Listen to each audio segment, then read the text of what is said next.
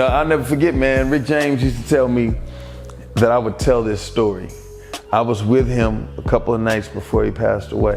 I just look at, entertainers like Rick James, and I look at how a lot of the media had surrounded him when he made his passing, and Rick and I were very close. Wow. Yeah, he was another father figure.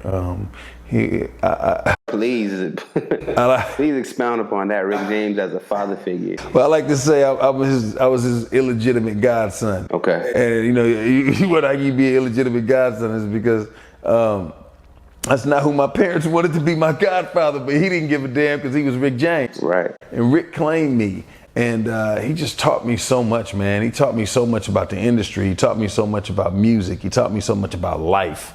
If he'd see me going down a path that he recognized and he didn't feel it was right for me, he'd snatch me up, and he'd be like, hey, look, sit your ass down. We need to have a conversation. That was Papa Rick. He saw me messing with a chick that he knew was bad news. He was on it. He was like, this ain't, what she is. And that's how he talked. He didn't say, why you talking to this little girl here? She, he let me know. For sure. And that's how he was. He was unapologetic in every way. And I think that's where a lot of my outspokenness comes from as well. Was being around him. But what was really crazy is when he died, I'll never forget there was a writer who had the nerve, the audacity to call him a one-hit wonder. And I looked at that and I'm like, well, which one of his hits are you talking about? Right. Was the writer of our community? I don't recall. Okay. But any writer worth his salt, any journalist who did their homework would understand. Right. I mean, the movement that this man created. There was a reason that they crowned him the King of Funk. Mm-hmm. I mean, there's so many places that title could have went, but they gave him the King of Funk for a reason. I'll never forget, man, Rick James used to tell me that I would tell this story. I was with him a couple of nights before he passed away. And I had just got this series. It only did 13 episodes. And this is why and where I learned how to put things in perspective. What's really important. And this is before they were sending out your scripts via email. They used to have a messenger that would go to your door, script in an envelope, and put it on your doorstep. After all the little Keebler elves who wrote the scripts, the little elves that showed up, finished doing what they was doing, they would give it to this little Keebler elf, and the Keebler elf would come to your door and drop the script on your door and leave it, not disturb you or anything. And I knew I had to get home to get to this script.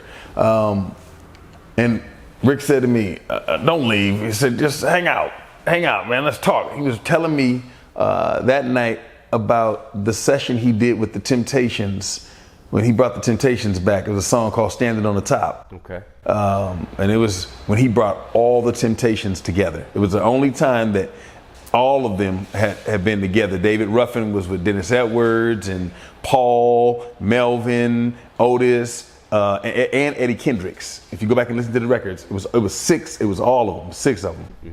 Mm-hmm. He was just telling me about his Motown sessions and stuff, and I was like, man, Papa Rick, which he often did, I said, man, that's crazy, man. I said, we were talking about us working together. He wanted me to remake one of his songs, and I was like, I don't know if I could deal with you, really producing me. And so we were talking about possibilities and whatnot. It got late, and I said, I gotta go, man. I gotta get to work, And what was crazy was where at the time where he was living was actually closer to the job than where I was living. So he was like, just stay, stay, man. Go to your room, And I was adamant about leaving, and he said, you're gonna tell this story one day. He said, you're gonna tell everybody how Papa Rick was sitting down on the floor drinking his milk, and he asked me not to leave. And he said, and I left him. You're gonna tell them you left me, and that was the last time you ever saw me.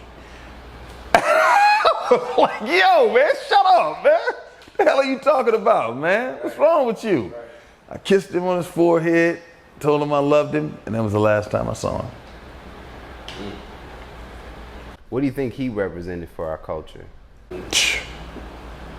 Rick James, what he represented for our culture? He represented freedom. He represented honesty.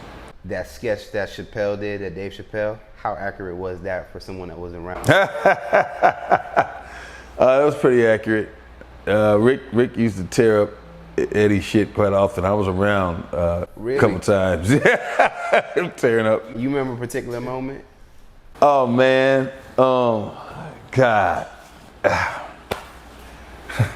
I mean, I was with him one night, man, over at Eddie's house, and he tore up, he backed his car into this beautiful fountain that Eddie had in the middle of the courtyard, man, and tore that fountain up, man. And it was crazy. I told him, I was like, man, let me drive. And he was like, I'm driving tonight. And I was like, you driving? Huh? He was like, I was driving before you were thought. Give me the keys. Brand new Mercedes-Benz, man. So I gave him the keys, man. And I just remember backing into this fountain, tearing it all up. There was water all over the car, everywhere. It was crazy, man. Then he had the nerve to get out the car. He got out the car. He looked around. He said, everybody okay? His daughter, Ty, was in the car. And we got out the car. He said, all right, quick, let's go. Everybody get in the car. Wow. And I'm like, I'm looking around and Ty said, Daddy, we can't do that. You got to go inside and talk to Eddie. And he had the nerve to look at me. He said, all right, come on, D, let's go. Let's go talk to Eddie. Wow. I said, dude, what you talking about? He was about to put it on you? Yeah, he did.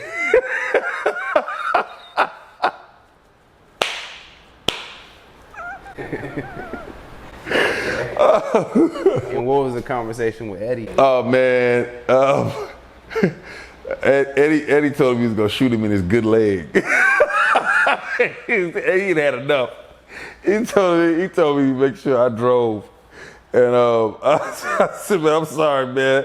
And at the time, rest in peace, Charlie was alive. I was like, man, Eddie, where's Charlie when we need him? Right. Charlie went at the house. He went there. But yeah, it was funny. Eddie was cool about it. He was a sport.